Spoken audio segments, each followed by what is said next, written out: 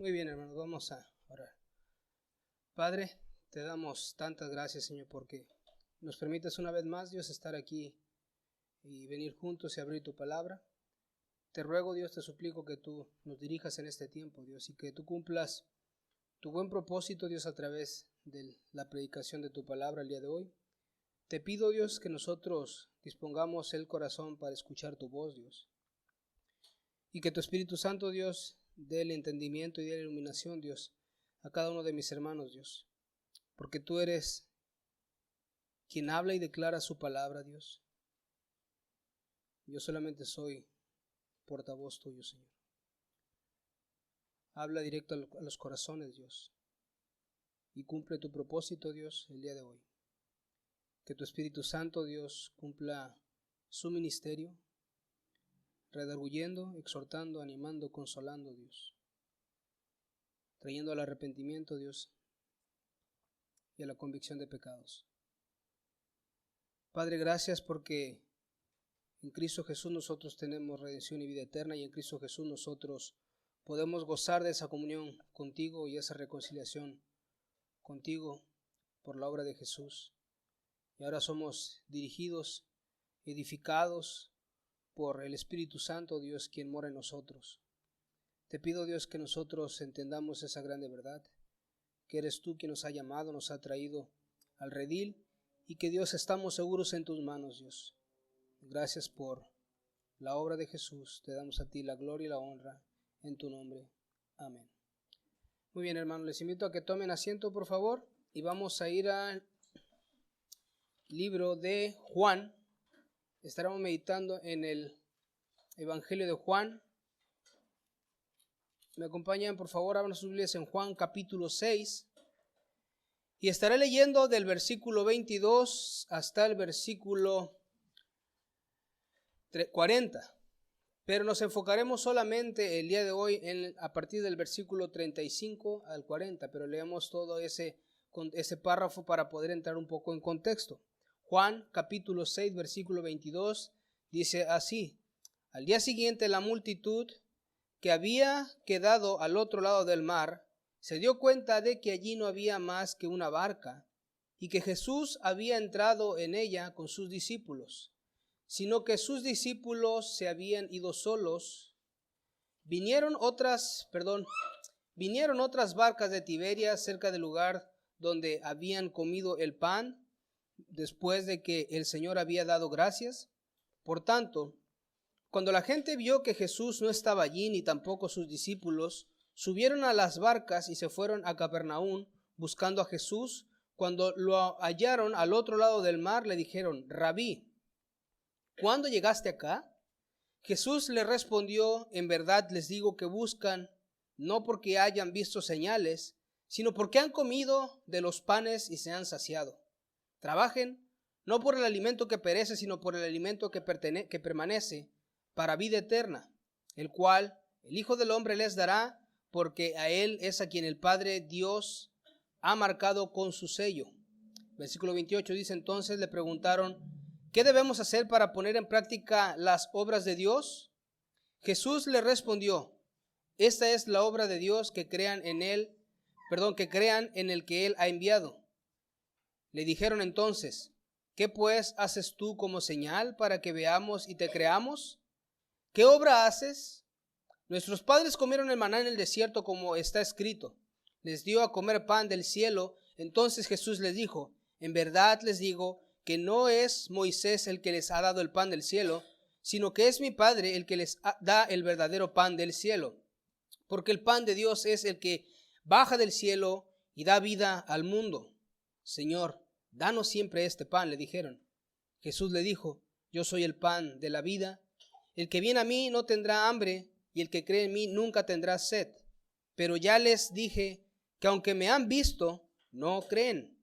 Todo lo que el Padre me da vendrá a mí, y el que viene a mí, de ningún modo lo echaré fuera.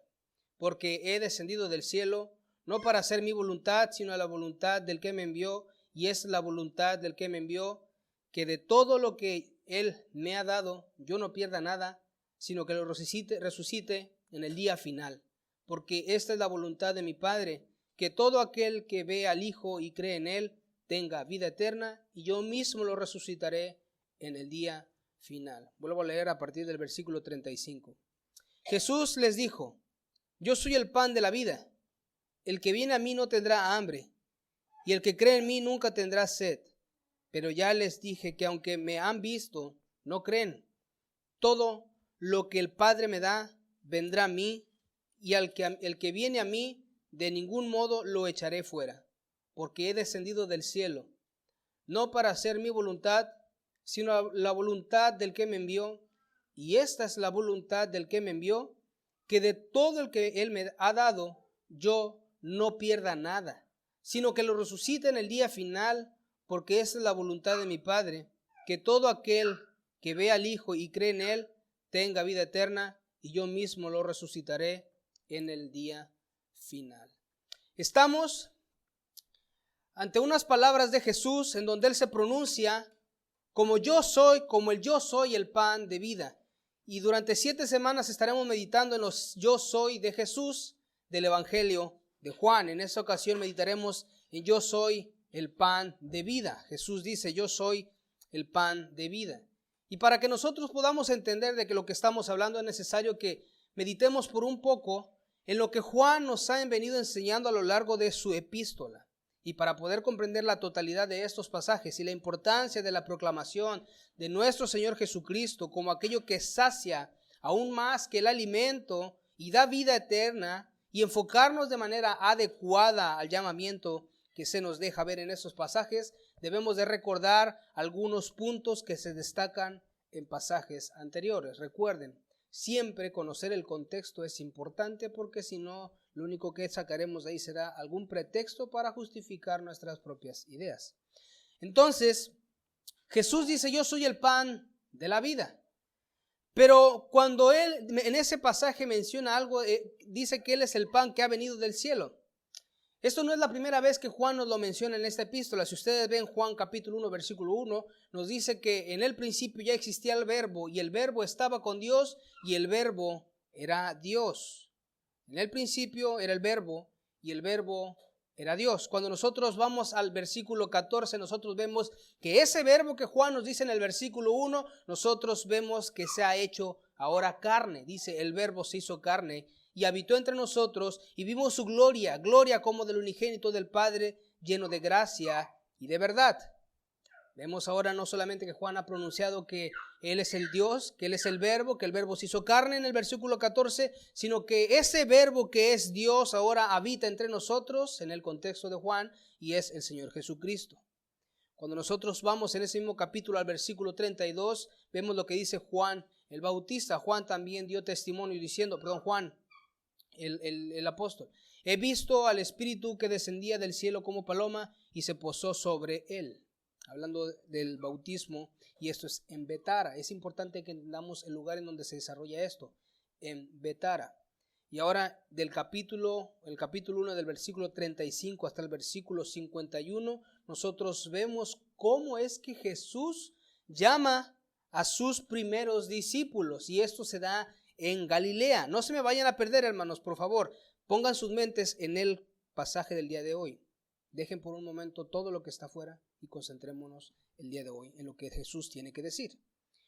Cuando vemos Juan capítulo 2, en los versículos del 7 al 9, vemos los milagros de Jesús, y ahora Jesús convierte el agua en vino. Y esto es en Jerusalén. Vemos que Jesús ya ha estado en Betara, en Galilea. Ahora vemos a Jesús en Jerusalén. Pero cuando llegamos al capítulo 3, en los versículos 14 al 16, nosotros vemos lo que dice Juan capítulo 3, versículos del 14 al 16.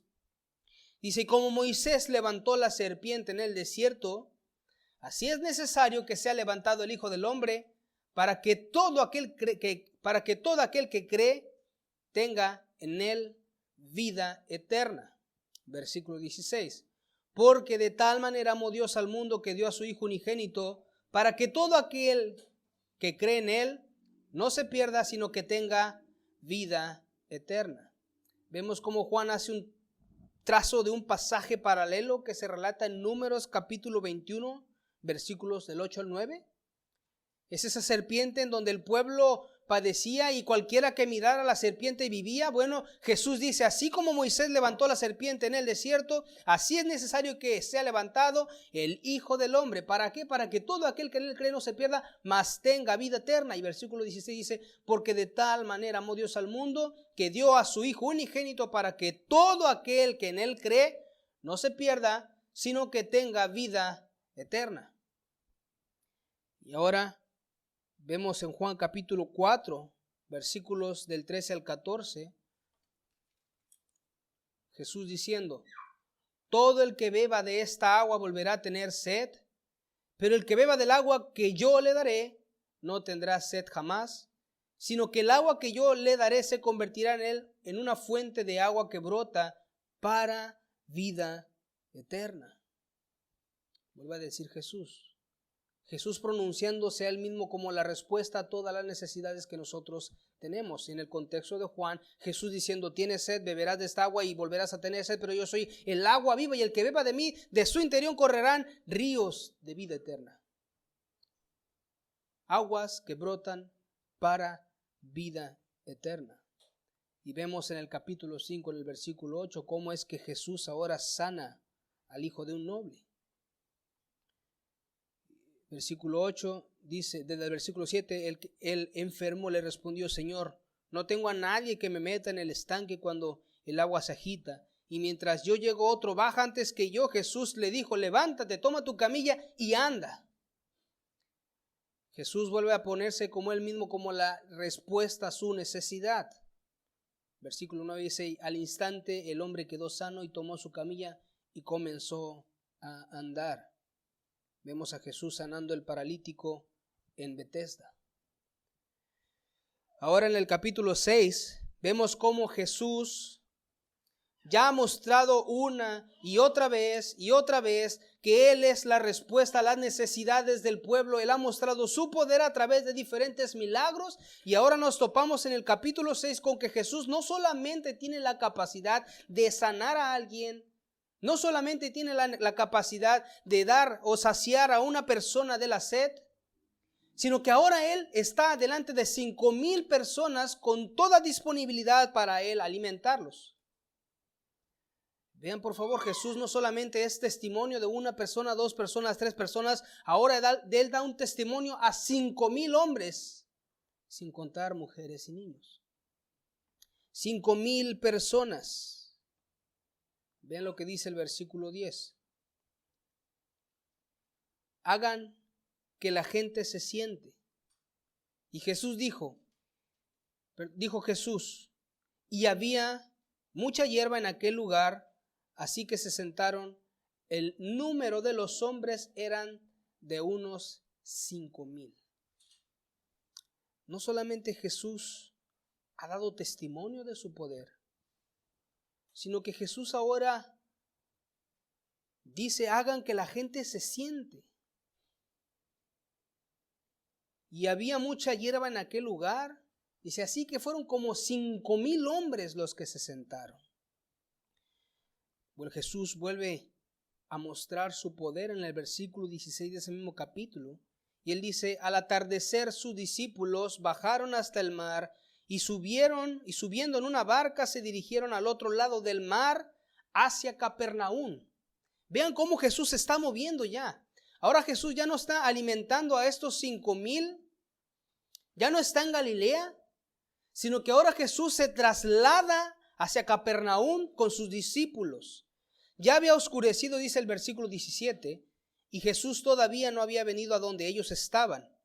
Y el mar estaba agitado, porque soplaba un fuerte viento. Cuando habían remado unos 25 o 30 estadios, es decir, unos 4 o 5 kilómetros, vieron a Jesús caminando sobre el mar que se acercaba a la barca y se asustaron. Pero Él les dijo, soy yo, no teman. Entonces ellos querían recibir a Jesús en la barca, pero la barca llegó enseguida a la tierra a donde iban. Y ahora, hermanos, que ya hemos entendido el contexto de lo que Jesús ha estado mostrando en el Evangelio de Juan, que Juan no solamente está dando evidencia de que él ha sido un testimonio ocular de los hechos de Jesús. Es importante que nosotros nos acerquemos a entender el versículo 35 al 40 para que veamos verdaderamente qué es lo que Jesús está diciendo al decir que Él es el pan de la vida. Nuevamente Él está diciendo o se presenta como una solución a una necesidad. Una vez comprendido lo anterior, hermanos, nosotros podemos ver con claridad el contexto de este pasaje. Era de esperarse que Jesús se hubiera extendido, era de esperarse que la fama de Jesús ya se hubiera extendido por toda la región. Después de que los 5,000 hombres habían sido alimentados por Jesús, era de esperarse que Jesús huyera porque ellos querían proclamar a Jesús como rey. Vean lo que dice el versículo 14. Versículo 14 del capítulo 6 dice: la gente entonces, al ver la señal que Jesús había hecho, decían: verdaderamente, este es el profeta que había de venir al mundo. Porque, versículo 15, por lo que Jesús, dándose cuenta que iban a venir y por la fuerza hacerle rey, se retiró él solo otra vez al monte. Era de esperarse que la fama de Jesús ya se hubiera extendido por toda la región. Y estos 5,000 hombres, al ver los milagros de Jesús, no reconocerle como Dios, ni como el Hijo de Dios, sino como el profeta, querían tomarlo a él para hacerlo su rey. Jesús, entendiendo esto, él huye al monte nuevamente. Esta era, hermanos, la manera en que muchos veían a Jesús solamente como un profeta. Si ustedes recuerdan el capítulo 3 de Juan, también en el versículo 19, si quieren verlo, vemos cómo la mujer samaritana dice: me parece que tú eres profeta. Vuelve a decir las mismas palabras: me parece que tú eres profeta. Y resultaba lógico que quisiera apoderarse de Jesús para hacerlo rey. Vean, Jesús ya ha mostrado sus milagros, su poder, la solución para todas las cosas. Él ya ha alimentado a 5,000 personas hambrientas. Él ya ha mostrado que tiene la capacidad para hacer todo esto. Entonces ellos dicen: Él es el profeta, hagámoslo nuestro rey. Pero ese no es el propósito por el cual Jesús había estado en esta tierra, ni por lo cual Él había venido. Entonces, ¿qué es lo que nosotros tenemos que mirar? Que hay un dictamen anticipado, hermanos. Hay un dictamen anticipado. ¿Y cuál es este dictamen anticipado? Bueno, al día siguiente de que la multitud había sido alimentada, ¿sí? A partir del versículo 22, ella buscaba a Jesús en el lado de Tiberias. Ahora, esto podría llevarnos a pensar que estas personas buscaban a Cristo por los motivos correctos y que eran movidos por esos mismos motivos. Nosotros diríamos: bueno, están buscando a Jesús. ¿Qué no es lo que se espera de todo hombre o de toda mujer que busque a Jesús? ¿No es eso lo que nosotros queremos que busquen a Jesús las personas? Pero la realidad es que estos hombres y mujeres buscaban a Jesús no por los motivos correctos. Ellos buscaban a Jesús por los motivos incorrectos. No eran los motivos correctos los que movían a estas personas a buscar a Jesús. Aunque la palabra de Dios no dice nada al respecto de la vida de estas personas, probablemente algunos habían abandonado sus familias o habían dejado tantas cosas atrás por seguir a Jesús. Estas personas no eran ajenas a los milagros o a las enseñanzas de Jesús. Recuerden, la fama de Jesús se había extendido por toda la región. Y ahora tenemos aquí a personas siguiendo a Jesús, aparentemente desesperadas por conocer a Jesús, por estar con Jesús, por obtener lo que Jesús les estaba dando. Pero hermanos, esta no era la motivación correcta por la cual ellos tenían que buscar a Jesús. De la misma manera, no podemos saber si los 5,000 hombres alimentados y algunos con sus familias habrían ido en busca de Jesús. No lo sabemos. No sabemos si los 5,000 fueron completos a buscar a Jesús o solamente algunos. No lo sabemos. Lo que sí podemos imaginar es que una buena cantidad de personas sí iba a buscarlo a Él. Grandes multitudes, versículo 24, vean lo que dice. Por tanto, cuando la gente vio que Jesús no estaba allí, ni tampoco sus discípulos subieron a las barcas y se fueron a Capernaum buscando a Jesús. Ya no están en Galilea estas personas. Ahora se trasladan a Capernaum. Para que nosotros entendamos un poco el contexto o la distancia que estas personas tuvieron que trasladarse, algunos a través del mar en sus barcas, pero algunos otros a lo largo de toda la extensión territorial, son aproximadamente de 14 a 15 kilómetros. Es como si nosotros fuéramos de aquí a Altamira caminando. Así. Y diríamos, wow, qué corazón de estas personas para ir a buscar a Jesús. Ellos habrían recorrido algunos la distancia en barcas, y quizás algunos otros habrían caminado por toda la franja del mar de Galilea, desde Tiberias hasta Capernaum, unos 16 kilómetros aproximadamente. Entonces, personas con familias, con hijos, caminando 4 horas aproximadamente solamente por estar con Jesús. Diríamos, esto es algo digno de imitar. Sin embargo, recuerden, no buscaban a Jesús por las motivaciones correctas. Tú podrás estarte desgastando queriendo encontrar a Jesús, pero tus motivaciones no son las correctas. Y eso es lo que dice Dios en su palabra. Examina cuáles son las motivaciones por las cuales tú estás buscando a Jesús.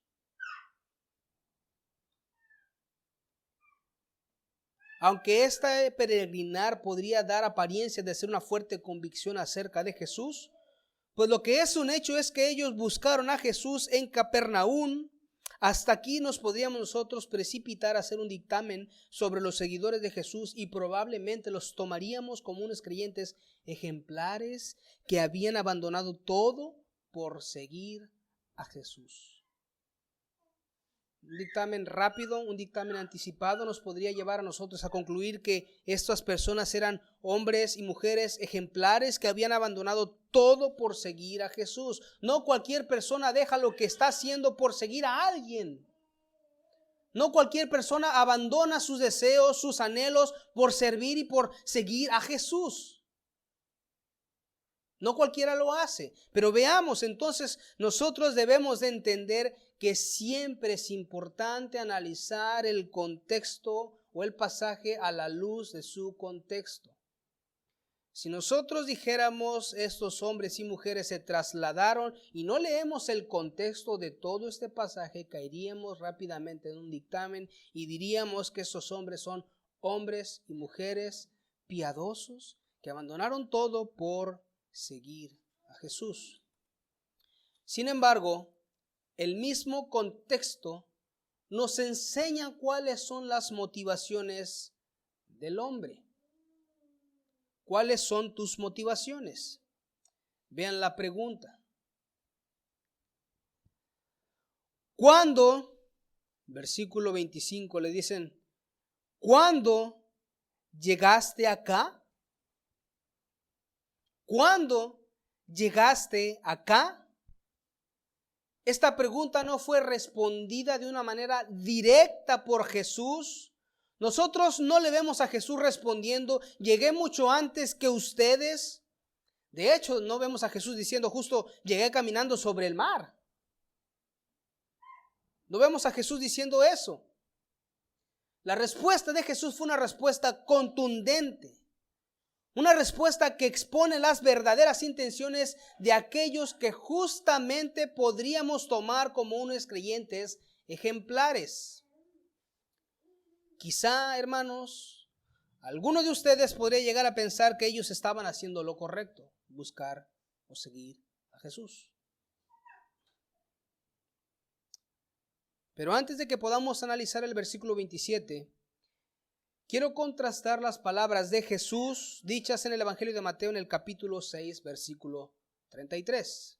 Es un pasaje que ya muchas veces nosotros hemos visto, con el cual estamos familiarizados. Jesús dice, mas buscad primeramente el reino de Dios y su justicia, y todas estas cosas serán añadidas. Mateo 6:33. Entonces, algo de lo que no es buscar el reino de Dios Es lo que Él dice claramente. Vean lo que Jesús dice en el versículo 26 del Evangelio de Juan, en el capítulo 6 en el cual estamos meditando. Jesús dice: en verdad les digo que me buscan no porque hayan visto señales, sino porque han comido de los panes y se han saciado. Jesús no está diciendo algo que no habían afirmado ellos mismos. Recuerden lo que dice el versículo 14. Ellos dijeron: verdaderamente este es el profeta que había de venir. Y Jesús ahora dice: en verdad les digo que me buscan no porque hayan visto las señales o los milagros, sino porque han comido de los panes y se han saciado. No se busca a Jesús, hermanos, por lo que Él puede ofrecer. Una actitud errónea es buscar a Jesús para saciarte. Jesús es claro. Jesús conoce las intenciones del hombre. Y acompáñenme por favor a Juan capítulo 2, versículos del 22 al 25. Juan capítulo 2, versículos del 22 al 25. Y Jesús dice así: por eso, cuando resucitó de los muertos, sus discípulos se acordaron de que había dicho esto y creyeron en las Escrituras y en la palabra que Jesús les había hablado. Versículo 23. Cuando Jesús estaba en Jerusalén durante la fiesta de la Pascua, muchos creyeron en su nombre al ver las señales que hacía. Pero Jesús, en cambio, no se confiaba en ellos porque los conocía a todos. Y no tenía necesidad de que nadie le diera testimonio del hombre, porque Él conocía lo que había en el interior del hombre. Recordemos que la Escritura afirma no solamente que Jesús era hombre, sino que Jesús en su naturaleza divina conoce todas las intenciones de nuestros corazones. Jesús no es ajeno a las intenciones de estas personas. Jesús, en su naturaleza divina, en ser Dios, Él conocía las verdaderas intenciones de estos hombres que fueron a buscar a Jesús. Aquellos que le dijeron: ¿cuándo llegaste acá? Jesús no está viendo, mira, estos hombres caminaron tantos kilómetros con sus familias por venir y estar conmigo. Jesús es claro y contundente y dice: ustedes no están aquí porque vieron las señales, sino están aquí porque les di de comer, porque se saciaron del pan. Están aquí por las motivaciones incorrectas. Están aquí, dice Jesús, porque han comido de los panes y se han saciado.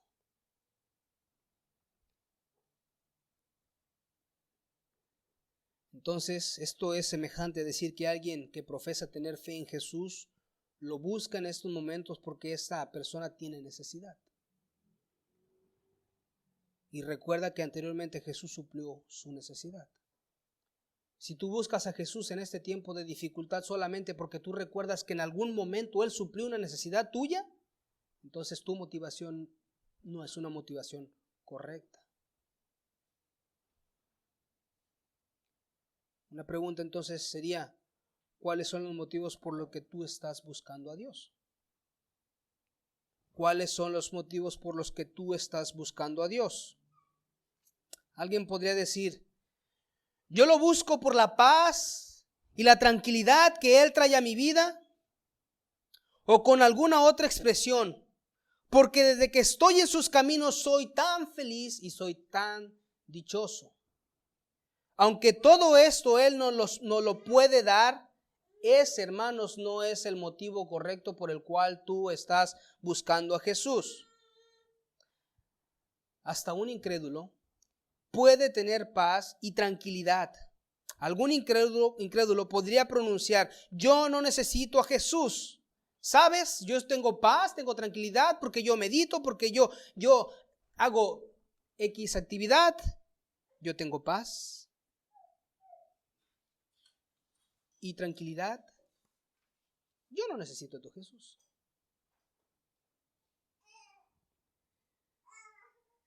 Porque desde que practico, alguien más podría decir, mi hobby favorito, soy tan feliz que cada día quiero volver a practicarlo. Yo leo y en la lectura me relajo y cada día lo quiero volver a hacer. Yo duermo y mientras duermo me relajo, me olvido de las cosas, por eso es que siempre quiero estar dormido. Yo hago cierta actividad y estoy muy bien y me distraigo de hacer ciertas otras cosas que me llevan a pecar, por eso es que estoy bien. Pero vean, por favor, la motivación correcta está en la manera en la que tú sigues a Jesús. Porque el incrédulo puede tener X número de actividades, estar mucho mejor que tú, ser mucho más feliz que tú, mucho más dichoso que tú, y aún así no tener la motivación correcta en su vida. Entonces, hermanos, debemos buscar a Jesús por los motivos correctos. Debemos permanecer unidos a Él con los motivos correctos en nuestra mente. Sus palabras deben simbrar nuestros corazones y movernos al arrepentimiento y enfocarnos en la manera correcta de buscar a Jesús. Eso es lo que el texto está enfatizando. Jesús está diciendo en este pasaje, en verdad les digo que me buscan no porque hayan visto las señales, sino porque han comido de los panes y se han saciado. Se han saciado. Lo buscamos, porque creemos en Él para vida eterna. Esa es la motivación correcta. Lo buscamos porque creemos en Él para vida eterna. Juan capítulo 3, versículo 36, ven lo que dice.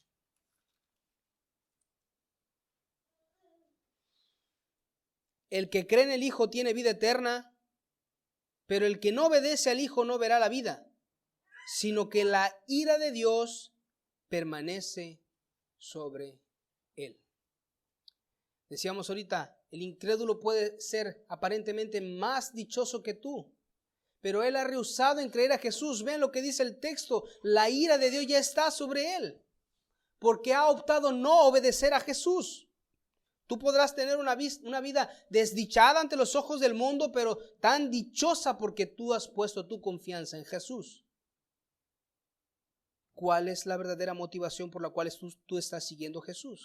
Creemos porque Dios se hizo hombre en Jesucristo y podemos ver en Él la gracia y verdad, porque solo Cristo satisfizo la ira de Dios y fue por medio de Él que la ira del Padre ya no está sobre nosotros, hermanos, y eso es por pura gracia. La ira de Dios ya no está sobre nosotros como en los incrédulos, sino que ahora nosotros hemos sido trasladados de las tinieblas a la luz, de la muerte a la vida, de la repulsión y la contaminación en nuestros corazones a un corazón nuevo que anhela y desea a Jesús. Y todo eso es por pura gracia.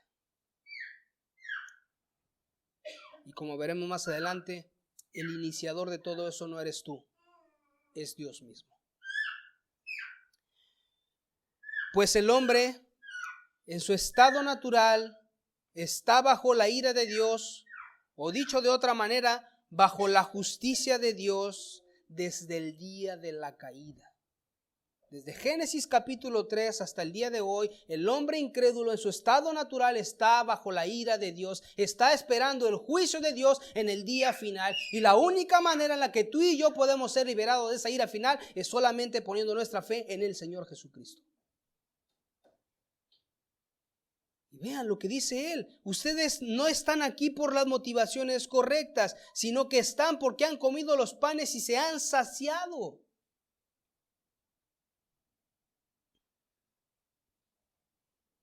Entonces, ya que hemos entendido el versículo 26, no son los motivos correctos, no están buscando a Jesús porque saben quién es Jesús, sino porque tuvieron hambre, Jesús los sació y ahora ellos van en busca de Jesús para que los sacie otra vez.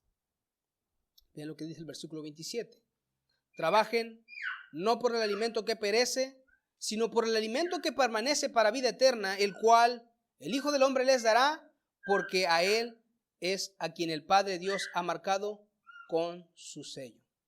Y este pasaje es curioso porque tiene dos separaciones. La primera dice, Ustedes están aquí porque comieron los panes y se han saciado. Jesús ahora dice, trabajen, trabajen, trabajen, dice Jesús.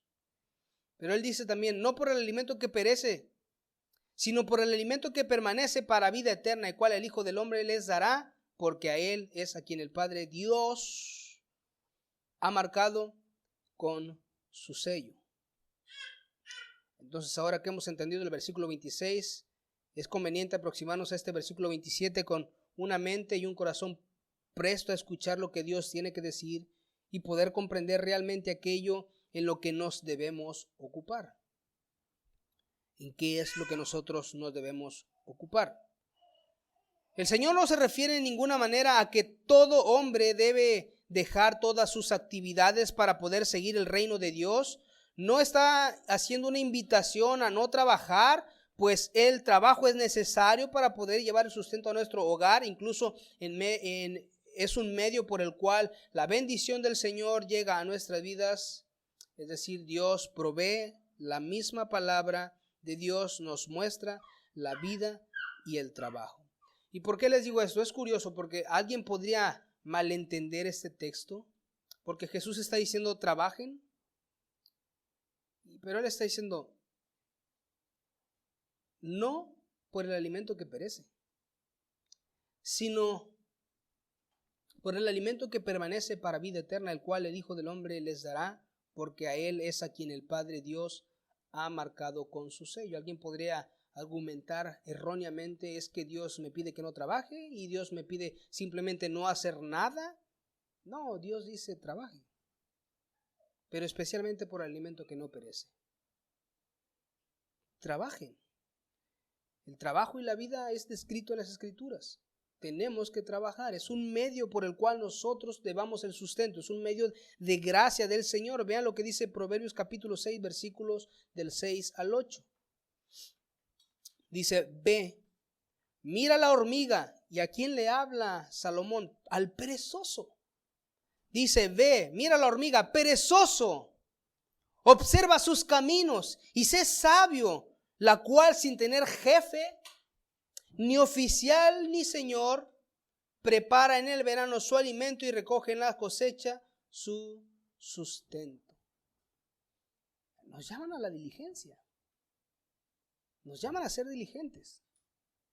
Y lo que dice aquí Salomón, dice, mira la hormiga, perezoso. La hormiga no tiene jefe, la hormiga no tiene un oficial, la hormiga no tiene un señor. Y ella diligentemente prepara en el verano su alimento y recoge en la cosecha su sustento. Eso es lo que nos muestra la Escritura. Debemos de ser diligentes, hacer nuestro esfuerzo, hacer lo que está en nuestras manos por buscar el sustento. Segunda de Tesalonicenses capítulo 3 versículo 10 dice, el que no quiera trabajar, que no coma. El que no quiera trabajar, que no coma. Y vean lo que dice Apocalipsis capítulo 14 versículo 13, hablando ya de esa redención. Vean lo que dice, bienaventurados los muertos de aquí en adelante, mueren en el Señor. Sí, dice el Espíritu, para que descansen de sus trabajos, porque sus obras van con ellos. ¿Hasta cuándo tendríamos que trabajar? Toda la vida. Vean, toda la vida. Incluso el trabajo de predicación, el trabajo del pastorado es trabajo en el Señor. Y es un trabajo que se tendría que hacer hasta el último día de la vida. Noten por favor que el Señor no nos dice no trabaje, no, Él dice trabaja. O sea, trabaja. Pero no te enfoques en ese trabajo que perece. Enfócate en las cosas que permanecen. Vean el versículo 27. Dice, trabajen no por el alimento que perece, sino por el alimento que permanece para vida eterna, el cual el Hijo del Hombre les dará. Está hablando del pan, está hablando del alimento, está hablando del contexto de la alimentación de los 5,000. Trabajen por el alimento que no perece, el cual el Hijo del Hombre les dará. ¿Qué es lo que va a dar Jesús? Ese alimento que no perece. Trabaja para Jesús, trabaja por Jesús, trabaja por encontrarte bien con el Señor.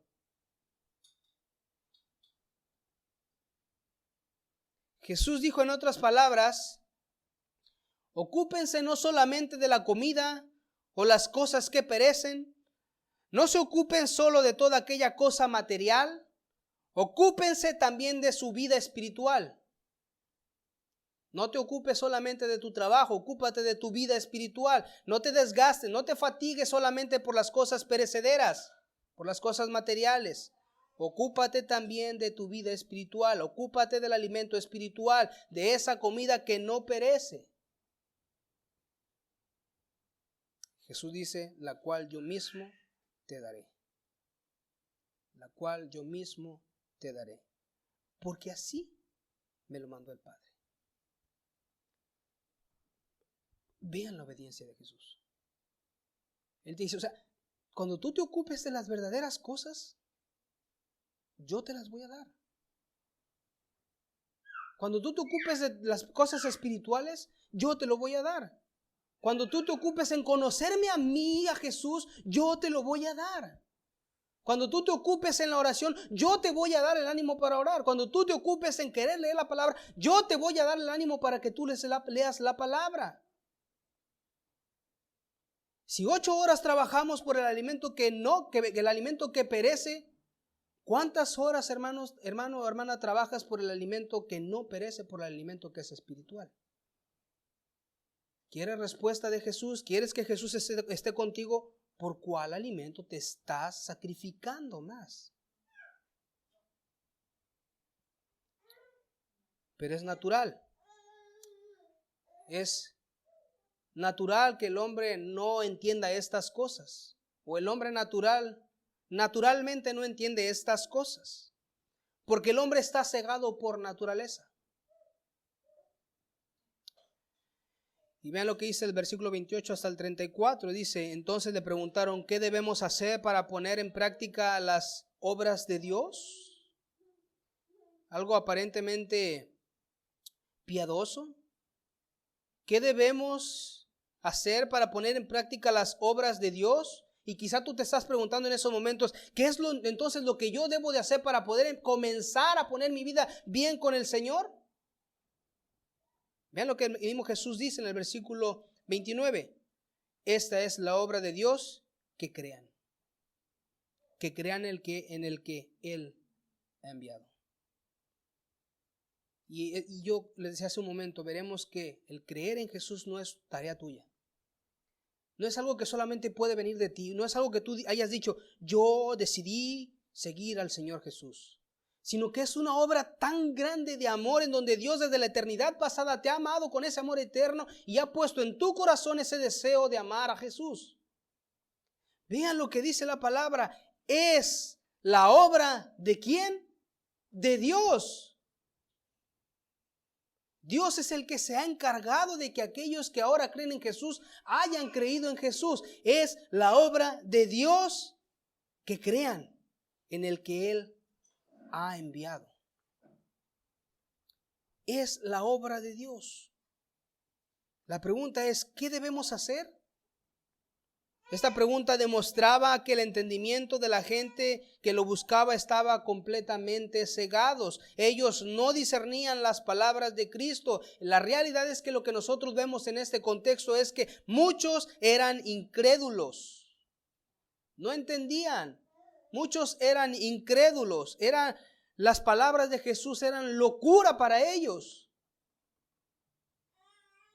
¿Qué debemos hacer? Jesús dijo, es la obra de Dios que crean en el que Él ha enviado. Pero para muchos esto era locura. Vea lo que dice 1 Corintios capítulo 2 versículo 14. Pero el hombre natural no percibe las cosas que son del Espíritu, porque para él son locura y no las puede entender porque se han de discernir espiritualmente. Esa es la condición en la que está el incrédulo.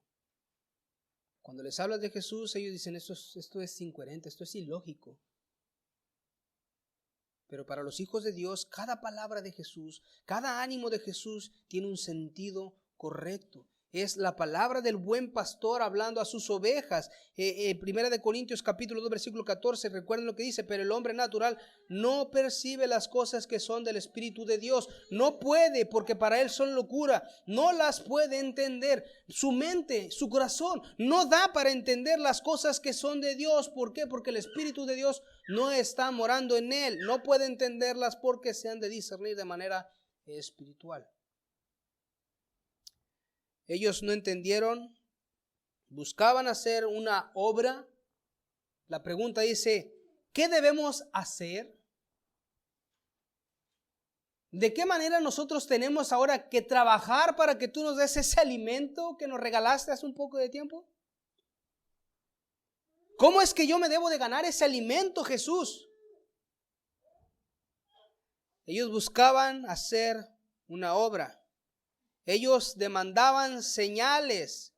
Ahora en el versículo 30 dice: le dijeron entonces: ¿qué pues haces tú como señal?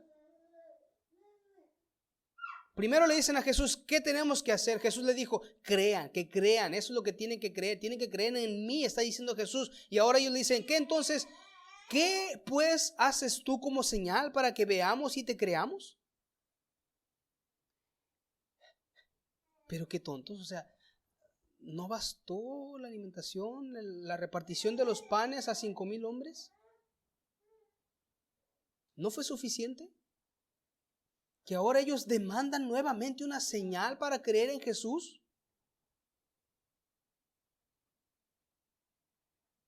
Al parecer, los milagros de Jesús no eran suficientes para ellos. El milagro de multiplicar los panes y los peces no les había convencido del todo. Ellos buscaban aún algo más que fuera visible. Y yo creo que muchas personas están siendo llamadas por el Señor Jesús. Y en algún momento dicen: bueno, pues que Él me muestre algo para saber que verdaderamente yo tengo que creer en Él. Pero Jesús ha dicho ya: y esta es la obra de Dios, que ustedes crean. Esta es la obra de Dios, que ustedes crean. Que lo que tenemos que hacer es creer en Jesús. Esa es la realidad. Creer en Jesús. Ellos, hermanos, necesitaban ver para creer. Ellos necesitaban ver para creer, pero con Dios las cosas son al revés, son paradójicas. Porque para Dios primero dice: no, tú no tienes que ver para creer, primero tienes que creer para que tú puedas ver. Nosotros decimos: tengo que ver para creer, pero Dios te dice: no, primero tú tienes que creer para que entonces tú puedas ver las maravillas de Dios. Necesitas creer en Jesús para que tú puedas ver la manera en la que Cristo transforma completamente tu vida. No es que tengas que ver que Él está transformando tu vida para que tú puedas creerle a Él, sino que ahora tú le crees a Él y tú ves cómo Él está transformando completamente tu vida. Te está sacando del lugar difícil, duro, cruel, doloroso, para llevarte a la redención por medio de la santificación y la glorificación que será en la vida eterna. Tú dices: necesito creer para ver. Dios te dice: no, primero tienes que creer para que tú puedas ver. Para que tú puedas ver. Lo que en realidad el Señor estaba revelando era que ellos no debían de hacer nada para poder recibir ese pan, pues el Padre ya se los había señalado. La respuesta es contundente y llena de gracia, misericordia, y está llena de toda la verdad. Jesús ha dicho: esa es la obra de Dios, que creáis en el que Él ha enviado.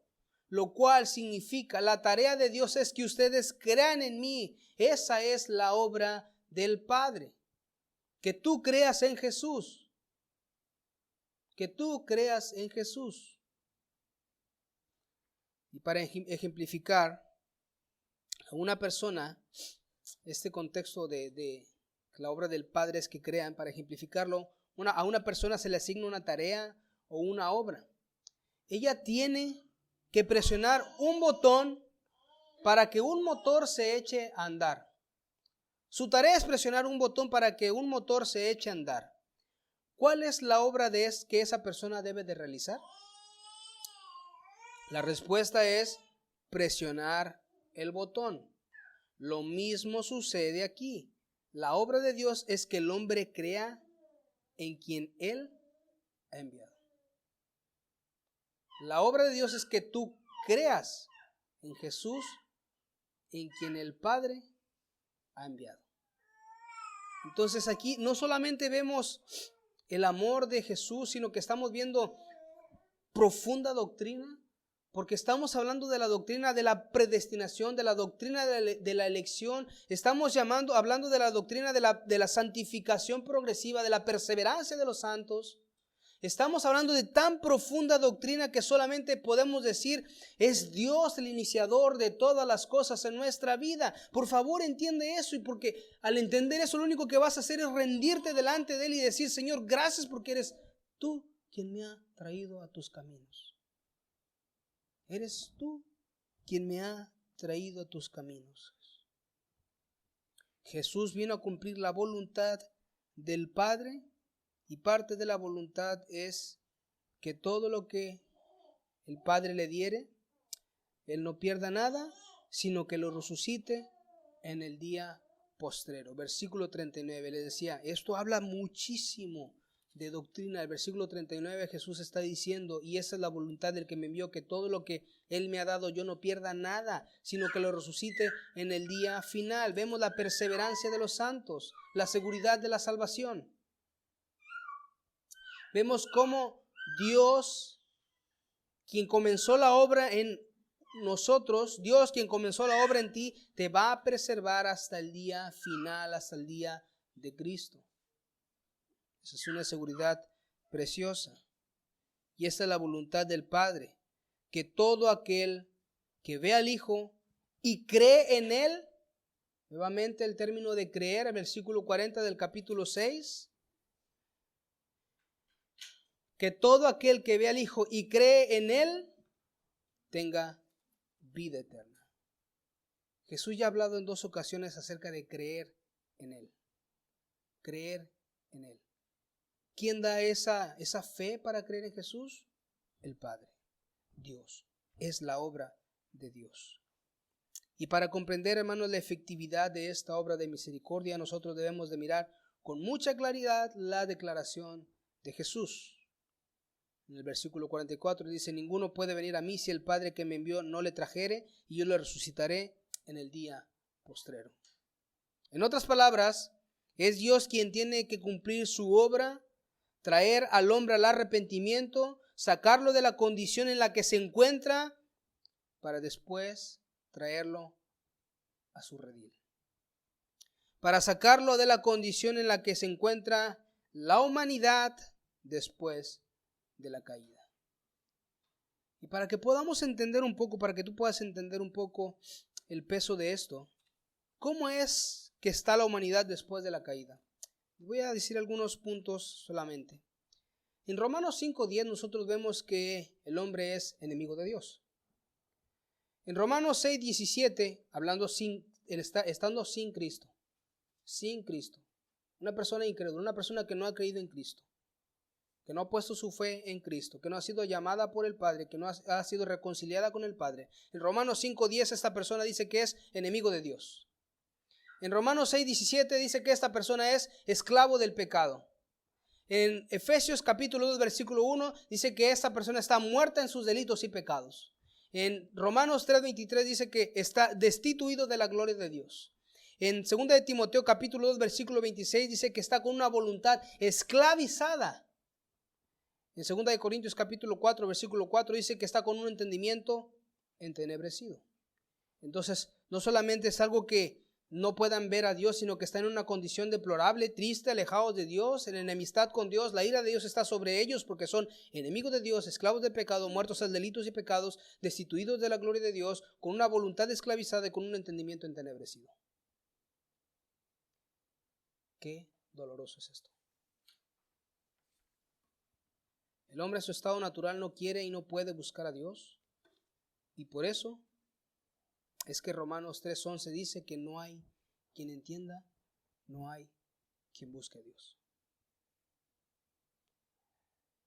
Mirar a una persona que se revela continuamente contra el Señor es ver a una persona que no está en condiciones y no ama a Dios de manera natural.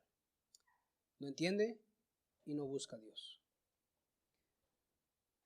Juan capítulo 3, versículo 17 dice, porque no envió Dios a su Hijo al mundo para condenar al mundo. Algunos dirán, bueno, Jesús vino para salvar a todo el mundo. Es lo que dice Juan capítulo 3, versículo 17, porque no envió Dios a su Hijo al mundo para condenar al mundo, sino para que el mundo sea salvo por él. ¿Por qué no vino Dios a condenar al mundo? ¿Por qué? ¿Por qué? Él vino a salvarlo, no vino a condenarlo, porque el mundo ya estaba condenado.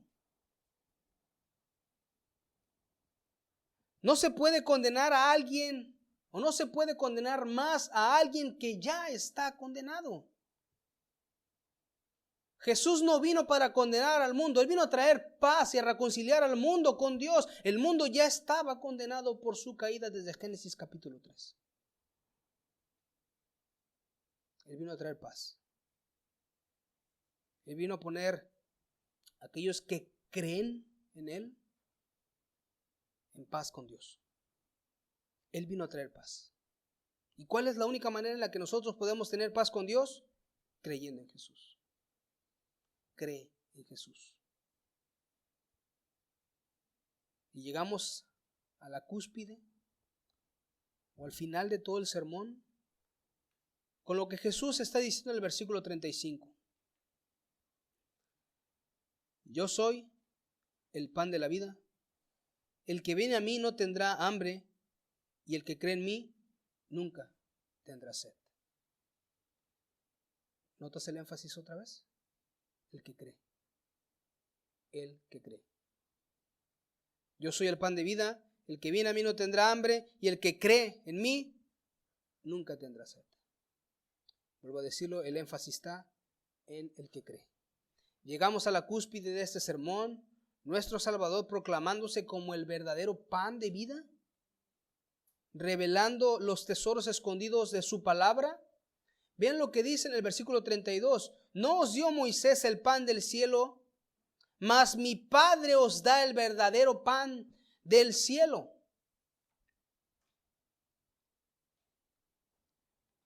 En verdad les digo, dice Jesús, que no es Moisés el que les ha dado el pan del cielo. Les está narrando algo con lo cual están ellos muy familiarizados del Éxodo, el maná, con lo cual Moisés alimentó al pueblo de Dios. Pero vean lo que dice Jesús en realidad. Ellos pensando en Moisés, dice, les dio a comer pan en el cielo. ¿Tú qué haces? En el versículo 31, nuestros padres comieron el maná en el desierto, como está escrito, les dio a comer pan del cielo. Entonces Jesús les dijo, en verdad les digo que no es Moisés el que les ha dado el pan del cielo, no es Moisés, sino que es mi Padre el que les da el verdadero pan del cielo. Noten por favor este contraste. Porque el pan del Dios o el pan de Dios es aquel que descendió del cielo. Juan capítulo 1, versículo 1, Juan capítulo 1, versículo 14. El verbo se hizo carne. Y ahora aquí dice en el versículo 33, porque el pan de Dios es aquel que descendió del cielo y da vida al mundo.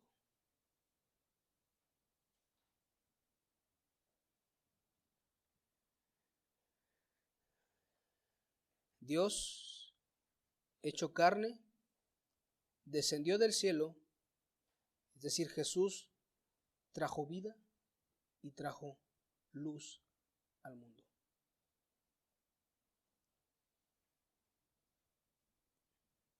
Sino que es mi Padre el que les da el verdadero pan del cielo, porque el pan de Dios es el que baja del cielo y da vida al mundo. Señor, vea lo que dicen estos hombres, danos siempre este pan. Así como el pueblo de Israel en el Éxodo era alimentado día tras día, danos este pan, Señor. Ese pan cesó en algún momento. Ellos no pudieron ser más alimentados. Ese pan cesó. danos ese pan, danos siempre ese pan. Es el mismo sentido, danos siempre, el mismo sentido que usa la mujer samaritana en Juan capítulo 4, versículo 15. Ella dice, Señor, dame de esa agua para que no tenga yo sed ni venga aquí a sacarla. Ellos están diciendo, danos siempre ese pan. Es el mismo sentido de esa mujer samaritana. Pero vean lo que Jesús hace, es que Él se proclama como el verdadero pan de la vida, o verdadero pan de vida. Y eso lo hace recordándoles un acontecimiento con el cual los hebreos estaban totalmente familiarizados. Es Éxodo capítulo 16. Las palabras de Cristo, hermanos, en este texto bíblico son contundentes. Él está diciendo, ustedes saben lo que pasó en Éxodo capítulo 16, ustedes saben cómo fue llevado el pueblo de Israel desde Egipto hasta la tierra prometida. Ustedes lo saben cómo Dios les alimentó.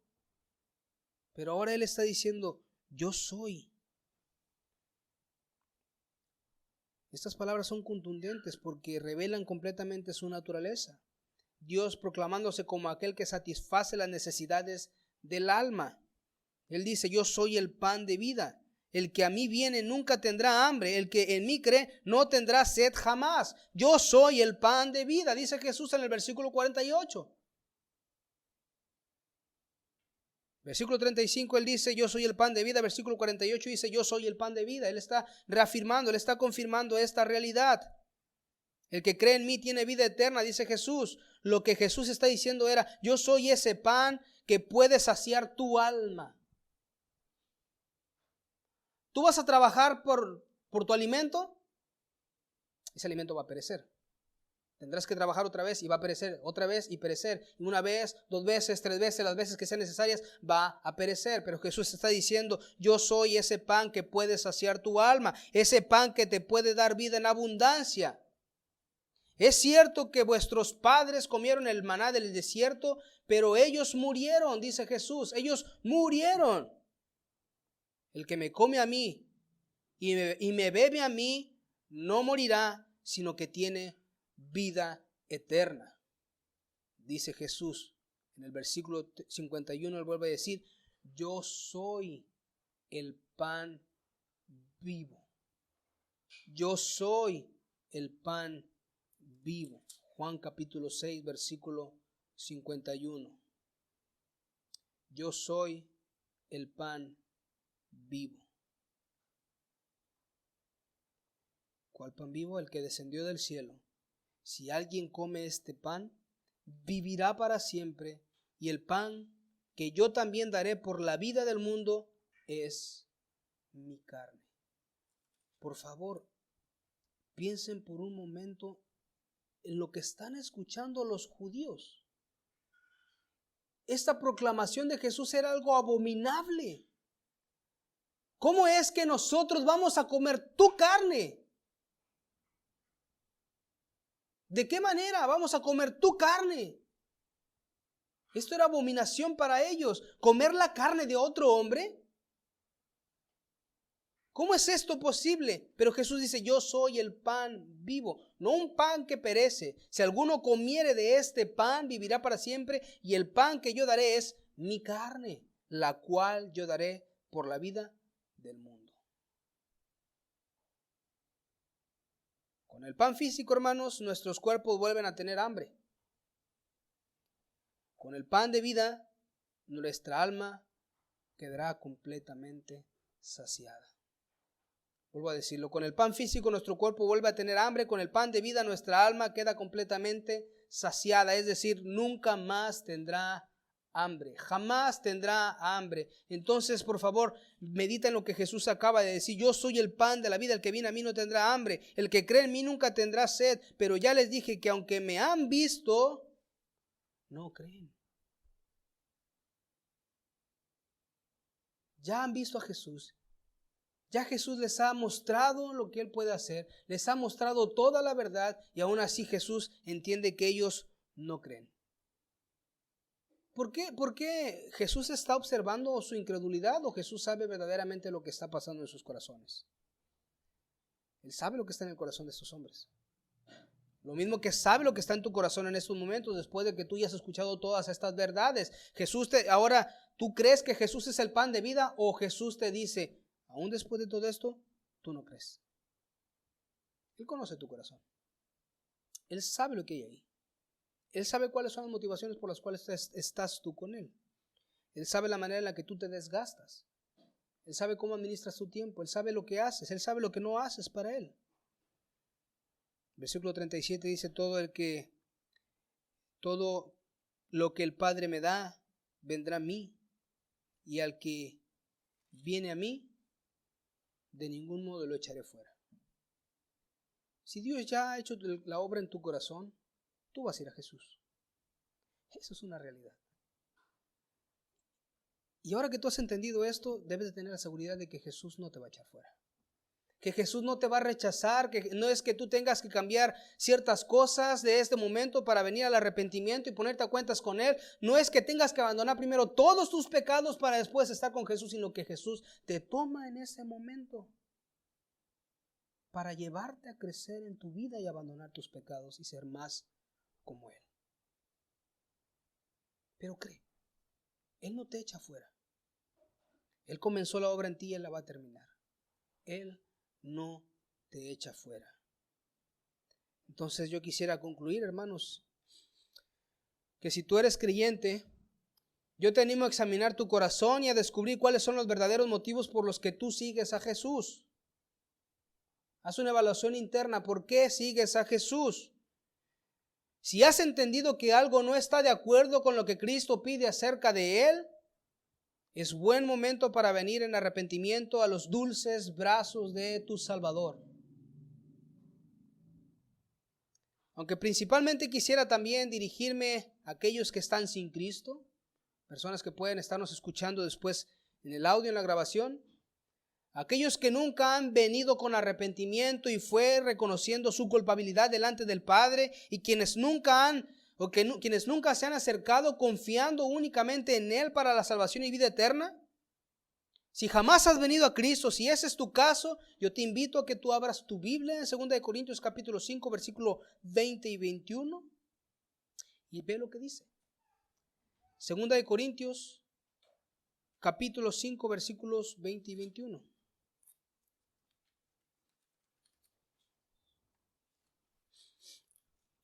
Quiero que lo sigas con tu vista. 2 Corintios capítulo 5 versículos 20 y 21.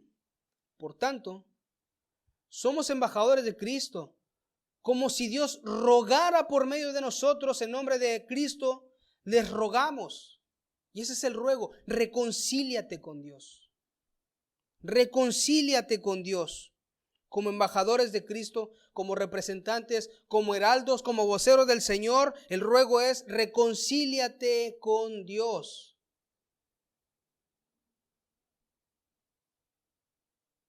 Ve al encuentro con Dios, reconcíliate con Él. Te ruego, reconcíliate con Él. Al que no conoció pecado, por nosotros lo hizo pecado, para que fuésemos hechos justicia de Dios en Él. Reconcíliate con Dios para que seas justificado por Cristo delante de Él. Reconcíliate. Si eres creyente o eres incrédulo, yo te ruego que cualquiera de los dos lugares en los que tú estés, te ruego que no salgas de este lugar sin arreglar tus cuentas con Dios. Tú puedes reconciliarte con Dios por medio de Jesucristo. Dios mismo proveyó la salvación a través de la persona de Jesucristo. Dios mismo ya proveyó la salvación a través de Cristo Jesús. Cristo nos ha dicho en este pasaje de Juan 6, en 3 ocasiones por lo menos: el que cree, el que cree, el que cree. Cree en Jesús. Cree en Él. Cuando tú crees y trabajas por las cosas que no perecen, Él te las da. Él te las da. Dios mismo proveyó a Jesús. Y la Biblia nos dice en Romanos capítulo 6, versículo 23, que la paga del pecado es la muerte, lo que tú y yo merecemos por causa de nuestros pecados es esa muerte. Lo que merecemos es no estar en la presencia de Dios por el pecado, sino que merecemos una condenación eterna, lejos de la comunión con Dios. Sin Cristo, eso es lo que tú y yo merecemos por nuestros pecados. Con Cristo tenemos vida eterna. Entonces no continúes tu camino así. Ven a Cristo. No salgas de este lugar para volver a tener un alma hambrienta, porque eso es lo que pasará. Si tú vas sin reconciliarte con Dios en este momento, irás y te darás cuenta que tendrás un alma hambrienta, vacía, sin capaz de satisfacerse con nada, absolutamente nada, porque Cristo no está ahí. No continúes tu camino así, ven a Cristo. No salgas de este lugar para volver a tener un alma hambrienta. No continúes con tu alma sedienta. Él te ha ofrecido ser el pan de vida para que no tengas más hambre, para que no tengas más sed. Él es el agua que quita tu sed por siempre. Jesús es la roca de nuestra salvación, quien fue quebrantado en una cruz, siendo perfecto, sin pecado, y aún así el Padre quiso quebrantarlo para que todo aquel que en él cree no se pierda, mas tenga vida eterna. A la luz de todo lo que hemos visto el día de hoy, hermanos, yo espero que verdaderamente entiendas que Jesús es el verdadero pan de vida, el pan vivo, el que sacia tu alma, el que sacia completamente tu sed. No hay nada en lo que nosotros podamos ser salvos sino es solamente a través de Cristo. No hay absolutamente nada en lo que nuestras almas puedan tener plenitud si no está Cristo en nuestras vidas. Lo que nosotros veremos es que al estar alejados de Cristo, nuestras almas estarán nuevamente hambrientas, sedientas, incapaces de ser satisfechas con absolutamente nada de lo que nosotros podamos hacer. Algunas personas se refugian en la pornografía, algunas otras se refugian en las drogas, en el alcohol, en lo que sea, pero con tal de querer tener una satisfacción. Pero la realidad es que la única satisfacción y en donde tú estarás completamente saciado es cuando tú creas que Cristo es tu pan de vida. Esa es la única manera. Padre, te damos tantas gracias, Señor, porque tú eres bueno. Señor, es una realidad que nuestros corazones, Señor, se desvían continuamente y buscan el placer en algunas otras cosas, Señor. En el amor, las amistades, la aprobación, adicciones, Señor, en luchas, en lujurias, en el trabajo y quizá incansable, Dios, para querer satisfacer cosas materiales y pensar que tenemos plenitud. La realidad, Dios, es que hay muchas maneras en las que nosotros podemos desviarnos y desgastarnos y aún así, Señor, no estar completamente saciados en ti. Oh bendito Señor, yo te pido que a la luz de lo que hemos meditado el día de hoy, nosotros seamos transformados, Señor. Y que no salgamos de este lugar solamente para ser nuevamente unos muertos de hambres espirituales, Señor, sino que sácianos tú, Señor. Y Padre, te pido que nosotros entreguemos completamente nuestra vida y confianza a ti. Oro por aquella persona, Dios, que quizá jamás ha creído en ti para vida eterna, pero que hoy al ser expuesto tu evangelio, Dios, y tus palabras, ha tenido la convicción, Dios, por el Espíritu Santo de que tú eres el Hijo de Dios, de que tú eres quien quita nuestros pecados, Señor. Y si ya creíamos en ti, Señor, y nos hemos dado cuenta que estamos queriendo saciarnos con otras cosas y que no eres tú, Señor, por favor, Dios, a la luz de todo lo que hemos visto, perdónanos y ayúdanos. Guíanos. Todo esto, Señor, yo te lo pido en el nombre de tu Hijo Cristo Jesús. Amén.